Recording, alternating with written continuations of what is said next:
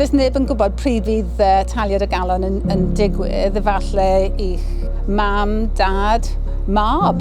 Mae'n bwysig bod pawb yn gwybod sut i wneud CPR. Fe wnaeth gŵr Ann, John, lywygu yn sydyn wrth wneud ymarfer corff ym mis Rhagfyr 2020. Cafodd Kyle, goruchwiliwr yn y gampfa ar y pryd, ei hysbysu a daeth i helpu. Roedd John yn dioddef o taliad y galon. Es i matel yng Nghaerdydd, a pan gyrrais mynd rownd y cornel, weles i Luke, fy mab yng nghyfraith, a meddwl, mae rhywbeth o'i le yma. Troes i mewn i'r car park ac ddwedodd Luke, John's had a heart attack, he's still alive. At that time, we thought it was a heart attack. Turned out it was actually a cardiac arrest.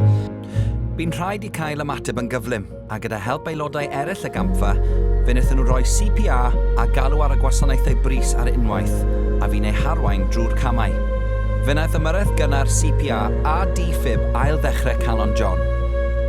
O fewn munudau, rhythrodd ambulans ef i'r ysbyty lle cafodd driniaeth. Does dim digon o geiriau i ddweud pa mor ddiolchgar ni fel teulu, achos mae'n ffantastig bod e dal yma. Heb nhw, bydde e ddim. So, yeah. Y diwrnod hwnnw, gweithredoedd Kyle oedd y gwahaniaeth rhwng byw a marw. Ers y digwyddiad, mae Kyle a John wedi cadw mewn cysylltiad ac maen nhw wedi dod yn ffrindiau da. Mae Ann yn hynod ddiolchgar i'r bobl a oedd gerllaw a weithredodd yn gyflym ac achub bywyd ei gŵr. Mae'n well wneud rhywbeth achos i wneud dim byd, bydd dim siawns i'r person. Nawr ni'n gallu mwynhau ein bywyd gyda'n gilydd unwaith eto. Ni'n mynd i'r gym, ni'n cerdded, ni'n chwarae gyda'r oeresau. Mae bywyd yn dda.